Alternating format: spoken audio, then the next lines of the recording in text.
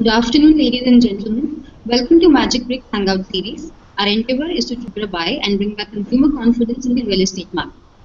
The topic of today's session is how investing in funded projects makes your purchase safe. To discuss on the same, we have Mr. Vinay Singh, legal and tax expert at Vinay Singh and Associates. Vinay is a chartered accountant and is in practice from the past 28 years.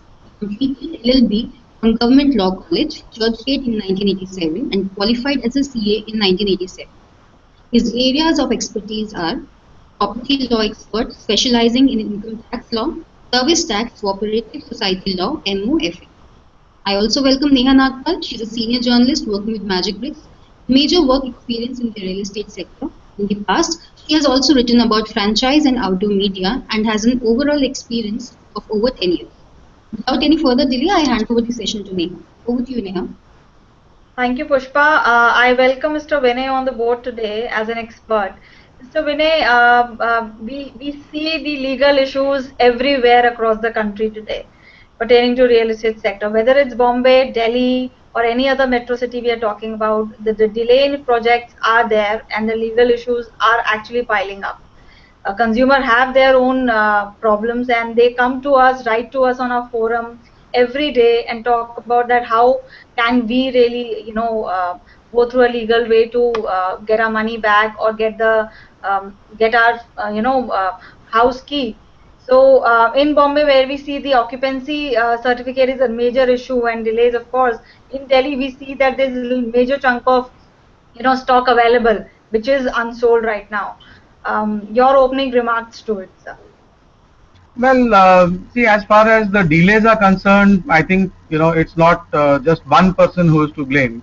We can't only blame the developers. Yes, they are responsible. There are delays and quite a few of them do end up doing wrong things, in terms of investing their money elsewhere, and then they face liquidity problems and therefore they're not able to complete. But at the same time, if you see what's happening in the corporations or the plan sanctioning authorities, they are a large contributor to this mess. At every stage, there is a delay. At every stage, there is rampant corruption. So the combination of these two is, makes it very difficult for the builder, even if he wishes to. It makes it very difficult for him to speed up the project and, obtain those approvals on time. And consequently, the delay is bound to be there all over. It's reached a stage now where when a consumer is buying a flat, he says, okay, all right, the builder says 3 years and I know that I have to add another 2 years to this. So my frame is 5 years, even though verbally he's telling me 3 years. So mentally we have already prepared for an extra 2 years. And now we find that even that 5 years is not enough. The projects are not ready after 6, 7, 8 years, for whatever reason. So yes, people are suffering and there needs to be a comprehensive turnaround here. Something to the effect that, okay, if you are not giving me the IOD in 30 days of me submitting the plan, it is assumed to be granted. So, these kind of things will put pressure on the concerned officers to evaluate it and give their feedback. Either approve or refuse the approval. One of the two will have to be done. So I think something like this should be put in place by the various corporations. Now that we have a RERA bill in place, where are we actually placed currently? How do you think that? Do you think that most of the cases will get really expedited and will get really solved? See, one thing is there that the bill is, the act is very welcome. There is no doubt about that we need laws. But more than the laws, we need a proper implementation. It is not that we don't have laws. Maharashtra, for example, has Maharashtra Ownership Flats Act, which governs the relationship between the buyer, the builder and the flat buyer. There are lots of duties cast upon the builder. There are penalties for for failing to comply with the requirements of the act. But show me one conviction under the act in the past 50 years. There is none. So this shows that, the act, although the law is there and it's a good law, but the implementation is pathetic. So we have to understand that first the politician-builder nexus has to be broken. The politician who should be questioning the builder is actually in cahoots with him. So this results in little or no action against the builder. The money that the builder is putting quite often than not is, directly or indirectly the money which the politician provides to him. So the result of this nexus is that the laws are never implemented. RERA is a wonderful bill. If implemented properly, yes, it will provide a lot of relief. However, I am a little skeptical given the past history of implementation of laws as to how much of this law will be implemented in the right spirit. And please remember that the implementation is in the hand of the states. Your authorities will be all state level authorities. Usually central laws are implemented far better than state laws. The implementation of state laws often leaves much to be desired. So let's keep our fingers crossed and hope that this is a turnaround moment for the industry and for all of us. Right, right. Let's take up a question. We have a query here where a user is asking, does an approved project financial number or a code help in the real estate investment? A financial code, you're saying, a number given to it by the as in what the RERA is planning? Right, yeah. Does an approved project financial number or a code really helps in the real estate investment from the consumer point of view, basically?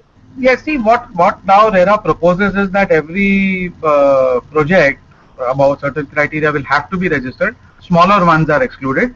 I think it's a very good sign, because what happens today is that in the last 10 years, the boom that started from 2004 onwards, we've seen this insidious practice called pre-launch. What is pre-launch? Pre-launch is nothing but you are going and booking a pie in the sky. The builder does not have a plan. Quite often he has not even actually acquired the land. He's just maybe paid a token money, and that process of acquisition of land is happening. In the meantime, he's got his architect to make a model for you, and on the basis of that model, you are booking the flat. Please note that there is no agreement that you're signing, for the simple reason that there is no plan approved. So therefore, the builder is not in a position to sign the agreement. So you pay him money, but you carry all the risk. Now, one of the things that RERA will eliminate is this, because the minute you apply to the authority for registration, you have to produce your plans, which means that this whole concept of pre-launch and pre-launch and silly things like this will all go out of the window. So yes, it's a great thing for the consumer. Right. So when we actually talk about all these things, pre-launch, pre-launch, and those certificates, we talk about commencement certificate. What all one should really check while buying a property from a consumer point of view? What do you think? Because there are issues in Bombay, there are issues in Delhi, there are issues in other cities as well. In Bombay, we have seen cases like Campa Cola and so on. So when we talk about occupancy certificates and other certificates, what all one consumer should really check before investing into a real estate? Well, let's take a project which is which has just been launched and the construction is just beginning. If you are getting in at that stage, then what you should check is first whether the builder has his IOD, whether his plans have been approved. This is as far as the documentation is concerned. On the other hand, the title of the land, whether actually he has the rights that he claims to have. See, these are all things which will create impediments at a later stage. If there is some problem with the title, anyone could tomorrow rush to court and your whole project will get stalled. So it is very, very important to do all this due diligence. I don't understand why people here are reluctant to spend a little money. We are spending crores on the house. Surely we can think of spending a few thousands. Assure yourself that the title of the builder to the land is proper, that the title to the flat is proper, his plans are approved, the IOD is there, the CC is there as he's constructing. If you are getting in at a stage where the building is already ready, then please do make sure that the occupancy certificate is there with him, because without that, you cannot legally occupy the flat, nor can he legally give you the occupation. We find very big builders in Mumbai at least today forcing people to take possession without the occupancy certificate so that they can just extract charges from them in terms of maintenance and things like that. This is a completely illegal practice. Even by the law that we are governed in Maharashtra, is totally illegal. And whether it be Delhi or anywhere else, how can he give you possession unless the occupancy certificate is obtained? So this is something that you must check definitely.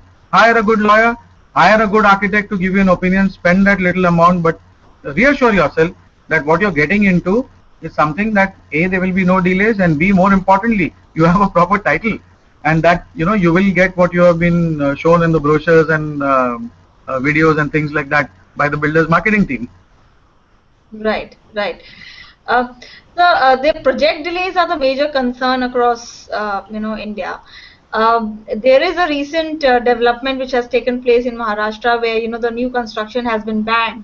Would you like to talk about that in detail to our consumers and how it's going to really impact the consumer and how it's going to impact the industry? Can you really put some light on that. See, we have an area called, this is Mumbai, not Maharashtra, and the greater Mumbai region.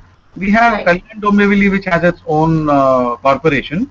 Last year, I think end of March or early April, the High Court banned all construction in that area, directing the municipal corporation to make arrangements for solid waste management. And the case is pending before the Supreme Court. One of the builders has approached Supreme Court, but to the best of my knowledge, no relief has been granted. So there is no fresh construction activity happening there. Now the same thing has happened in Mumbai. A couple of weeks back, Mumbai High Court told the municipal corporation that you need to make arrangements for solid waste management. Until such time, no fresh approvals will be granted. Now this in a way has come as a blessing for builders who are sitting on big inventory. To clear the existing inventory might take them 2 to 3 years. And if more stock keeps entering the market at a time when there is little or no demand, then it creates a problem. So in a way, it is a godsend, you can say, to the builders. No fresh stock will be coming in till the corporation puts this plan into place. Everyone is saying that this will take up to 3 years. So what I am holding today is the only flats that are available, and they are using this to uphold the price line, even though the demand has completely fallen as such, at least in the city and suburbs. So, well, we just wait and watch what happens, and let us see how long the corporation takes, the BMC takes to implement this plan. But as of now, the impact is that the builders are able to hold the price line by telling you that no fresh approvals are going to be granted. So you need to buy only from me. Yeah. So do you think that this will really going to impact the there was a negotiation stage where the consumer can really negotiate with the developer, but now do you think that that particular situation is gone with this development in Mumbai?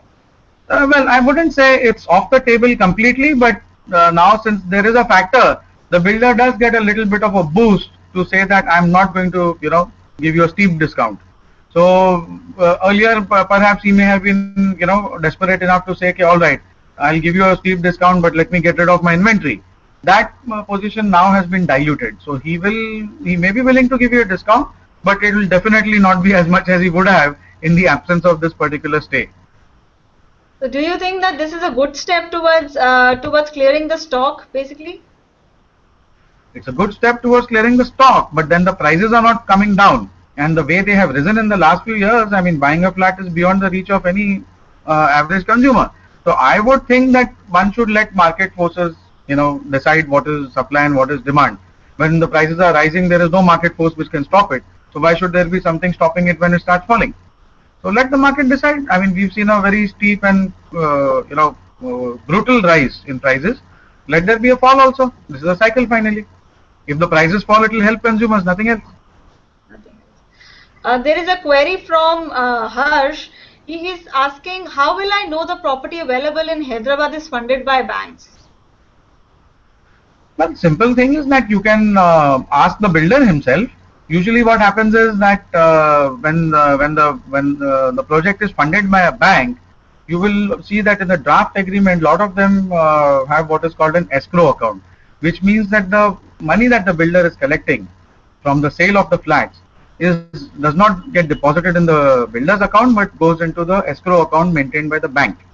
And for each particular sale of flat, the builder has to obtain permission from the funding agency.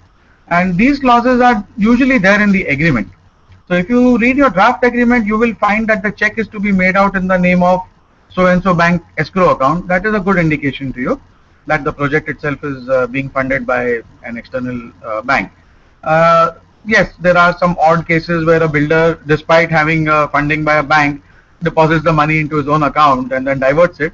But I would say that they are the exception, not the rule, because once the builder does this to any bank, then he would automatically get blacklisted and he's going to find it very difficult to raise funds in future from any of the banks. So right. The next query is from Taruna. She is asking, kindly let me know whether land acquisition and related disputes may be a problem in the case of funded projects. They always are, which is why I said that you need to go and check the title of the builder to the land. If he has a clear, sometimes what happens, there are joint holdings. I mean, I've seen cases where there was a person holding just 1% in the particular land, and for whatever reason, the builder did not obtain his permission or get him to sign the development agreement. And halfway through the project, this man has gone to court and obtained a stay order. The entire project has come to a halt, and just to arrive at a settlement took 6 to 7 years. Right. The delay obviously is faced by the consumer. It doesn't bother the builder. So yes, you must check the title to the land, check that the builder has either the ownership or the development rights to that particular land, and that there are no cases, etc. pending. Which is why you must approach a lawyer to do a thorough investigation and assure yourself that yes, there is going to be no impediment of either a legal or a technical nature. Right, right. So there is a query from a user. Basically, she wants to know, she's a person from the Mumbai only. She wants to invest in Mumbai real estate market and would like to know which are the bank funded projects, especially in Mumbai, if you only talk about the localities like Goregaon and all. So would you be able to take up such query? No, we can take it, but see, it is very difficult because generally what happens is a builder goes and ties up with all the banks. See, once a bank sees a particular project, there are two methods in which the bank will approve the project. One is when it is the project itself is funded by the bank, what we call construction funding. So the bank would have lent money to the builder for construction purposes. Now in that case, the bank would have done a thorough investigation of the land title, etc., right at the inception itself. Now, I must warn you, however, that all the investigation, due diligence which a bank does is for its own purpose, and it is not correct for a consumer to think that they are really smart and because I'm going in for a bank funded project, the bank has done its due diligence, therefore I don't need to do it. Please understand that this does not always hold true. A bank finally will lend money based upon how it perceives risk, how it perceives the risk with that particular builder. So even though there may be deficiencies in the title, the bank may still be willing to lend because they are comfortable with the fact that this builder will pay me back. Right. So please, no consumer can say that, oh, the bank has done its due diligence, therefore I need not do it, and therefore if something goes wrong, the bank is responsible to me. They are not responsible to you. You please do your own due diligence. That is my sincere advice to everybody there. So one is construction funding. The other is when a builder starts constructing, the bank goes and approves the project. They take all the papers, they verify it, through people like us, and they say, oh, okay, this is technically fine and this is legally fine, and the entire project is approved. Once the project itself is approved, every single unit in that project can be done by any of the bank, processed by any of the bank staff without worry, because at one shot the whole thing has been checked and verified from the bank's perspective. So this is the other way that the bank would approve a project. So yes, there are good points to it. If a bank has approved a project, you can start with the premise that they have done their due diligence. Nonetheless, I still say that you please get your own search done. Right. Let's get to the next query. She's Preeti and she's asking, can a foreign national of non-Indian origin resident outside India can purchase an immovable property in India? Foreign nationals can purchase. They will need RBI permission, number one. The second issue here is that you need to check whether there is any state legislation which you need to comply with. Because, for example, in Goa, we find that Goa is overrun with Russians and Israelis, and there are vast areas which the locals have literally no say in the thing. And the government there has imposed certain restrictions. So please check that, and of course you will need RBI permission. So you apply to RBI for the permission to purchase the property. It should not be an issue. There will be also restrictions in terms of people like Pakistani nationals or Iranian nationals, etc. These people generally are not permitted, but again, it's Reserve Bank of India. You could ask them for a waiver there, and who knows, you might get it also. Right. A query from Jayant. He's asking how RERA Bill norms are going to affect funding in real estate. Will it able to stop the malpractices in the market? If you are bent on doing a malpractice, nothing on this earth can stop you. But let us look at it this way, that it's going to make things more transparent. Like one of the things we discussed is that there would be an approved plan in place prior to a builder approaching the authority for permission to register. And hopefully by the time you get in, the practice will start that there is an approved plan by the time an investor or a flat buyer is booking a flat. If this happens, I'm telling you singularly, this will be one of the best things that RERA could have done for the industry. What builders are not realizing is that, they collect money for a project, then they push that money into acquisition of land, and at all points of time, although they would have collected advances, the money is not with them. So when the demand falls suddenly, like it has now, you find that the builder is stuck. He's got inventory, he's got land which is not developed yet, and he's got loans from the banks, he's taken advances from flat buyers, but there's no liquidity. So with all the assets and no liquidity, he gets into a short-term mess. This is the mess that a builder should avoid. And I am hoping that, with RERA coming and making it stringent, if it's implemented properly, this kind of malpractices and the silly things that these builders do would come to an end. Right. A query from Rakesh. He's asking, does external funding mean that developer may be bankrupt? No, no, no, not at all, not at all. See, earlier the model used to be that the builder would rely on investors to give him money upfront or flat buyers to give him money upfront, and he would use that money for construction. Today the model has changed. There are very, very aggressive banks like ICICI or an HDFC or so many of them, Standard Chartered, Axis, and all these banks are, very, very aggressive when it comes to home finance, even construction funding. So what today the builder finds that he's got a multitude of banks and even NBFCs, like India Infoline is one of them. So these kind of people are more than happy to lend to a builder to complete the project. So it does not mean that he doesn't have money, but yes, please understand that the builder needs money to complete his project. Now, if he has an assured line of credit, he need not worry about waiting for investors to come along or flat buyers to, come along and fund him. I think it's a very good practice, in fact, if used correctly. Right. We have a query here coming from talking about that if you buy a plot or a flat. I'm sorry, your voice is breaking up. Let me just repeat the query for you, sir. Can you hear me now? Yeah, it's clear now. There are a lot of queries coming in terms of, should we buy a plot or a flat, which is a wise investment or a safe investment. One of the query is from Shailesh. He's saying that I would like to buy a plot in Hinjawadi or Bagoli in Pune for investment purpose. Since my budget is 15 lakh, that is why, because I cannot really afford a flat there. So do you think that plotted investment is a safe investment, and what all checks I need to really make before I go in for plotted investment, and or should I wait and save the money and go for a flat investment? See, generally speaking, if you are only thinking of investment, it is wiser to hold a plot.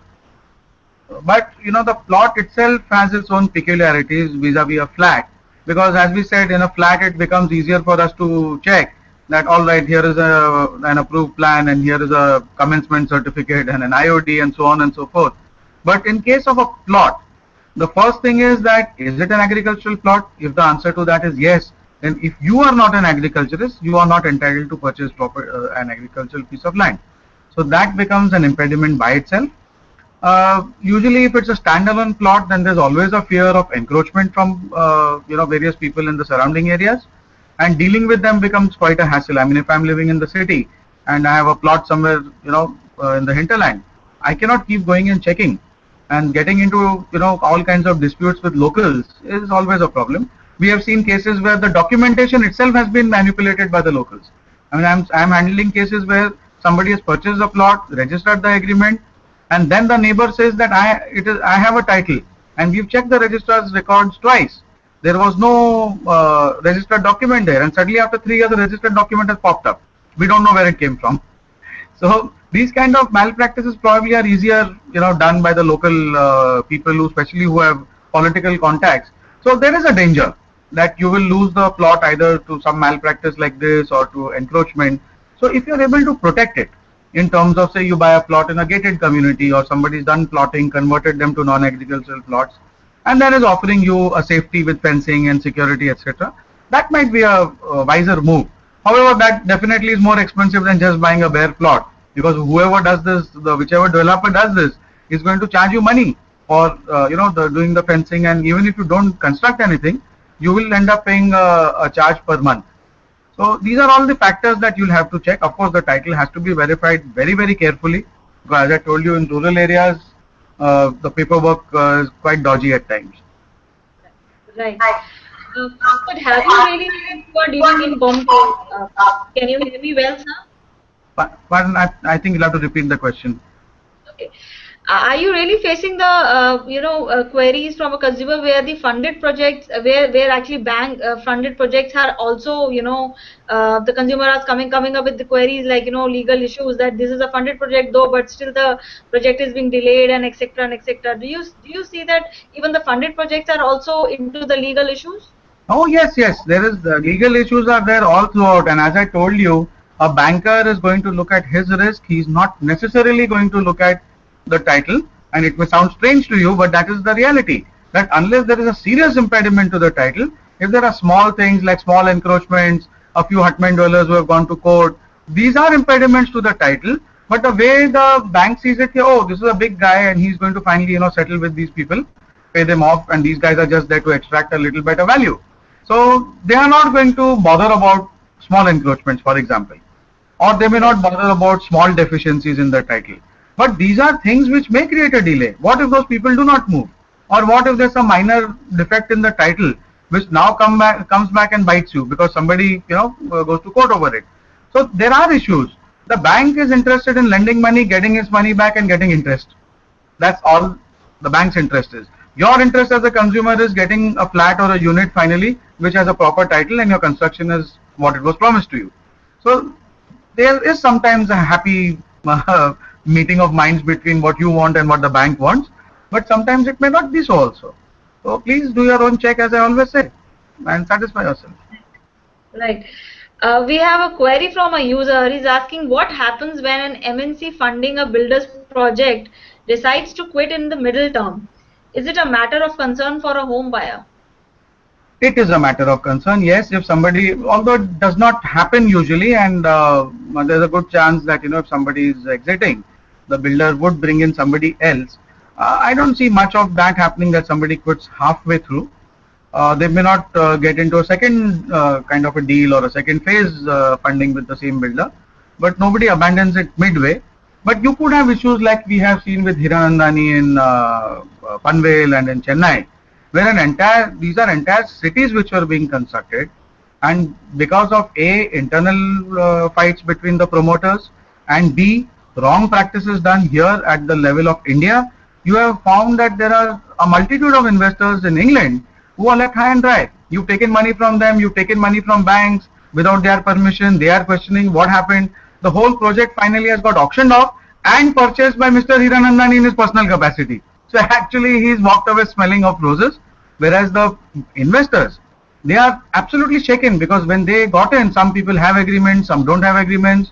They don't know what will happen, who will take it over, how he will treat with a person who has a registered agreement, and what on earth is going to happen to somebody who didn't sign an agreement.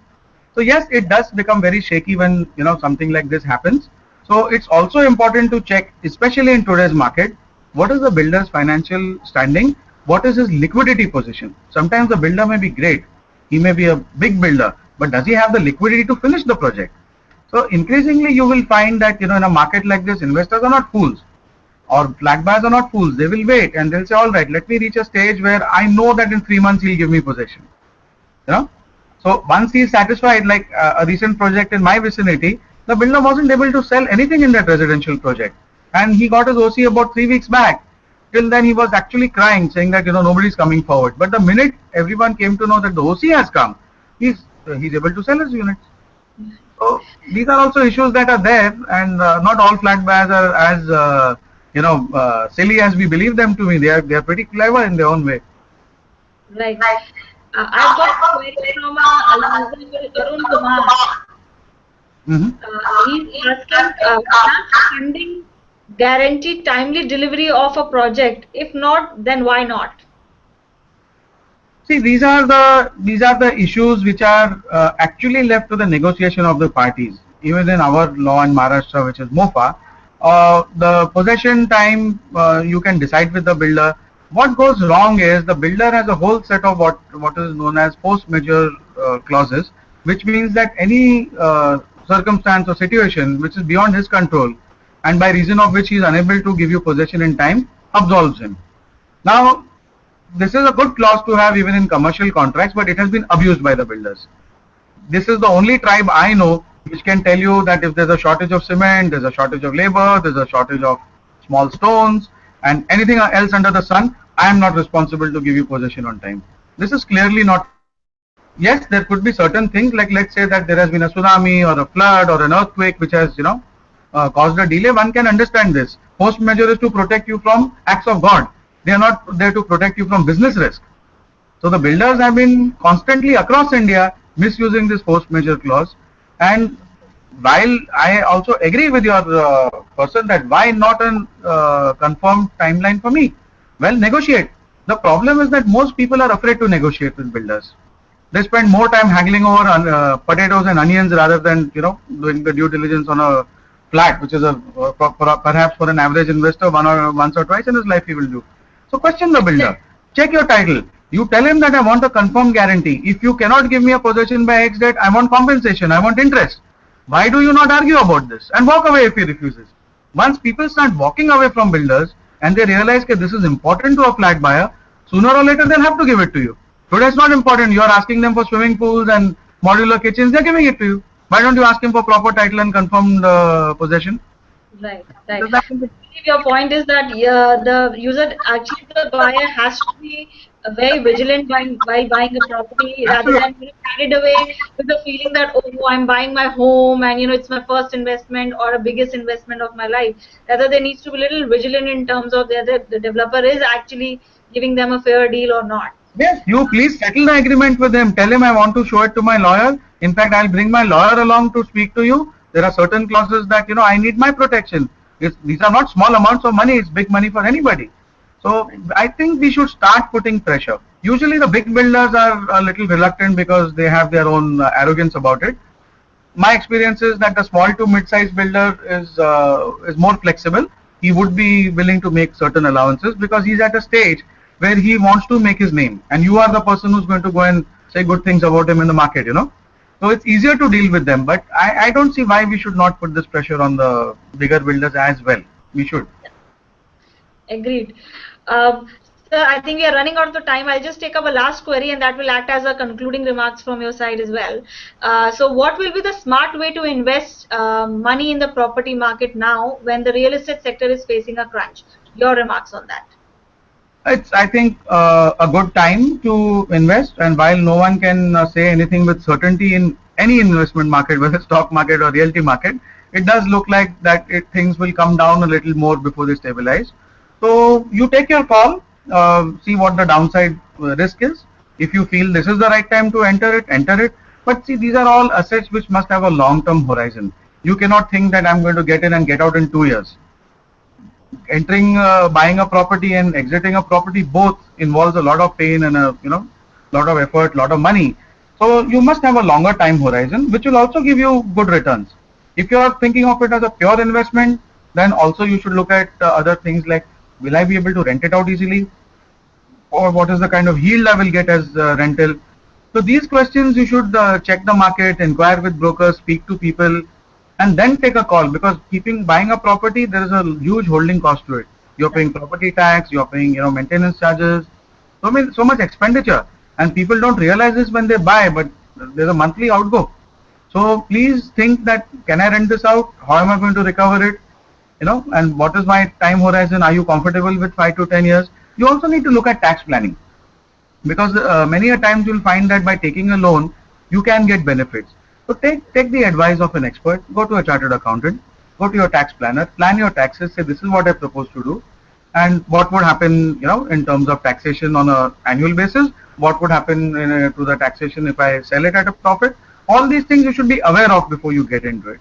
And as we discussed, as a general rule, if you're going to just hold immovable property, perhaps land is a better deal, because you will not have all those other associated costs with it, like maintenance and property taxes and all. Land obviously is taxed at a much lesser rate. So that's one thing you could consider. Right, and of course, I believe the smart way to invest also includes, don't forget to be vigilant in terms of checking the documents of the developers. That's number one priority. Yes, yes. Thank you so much, Mr. Vinay, to join us today as an expert. It was a really great, insightful session with you. Thank you so much. Thank you so much to our users as well. for the quite right queries they have asked today. Over to you, Pushpa. Thank you, Neha. I'm really thankful to our guest speaker, Mr. Vinay Singh, for participating in this conversation today.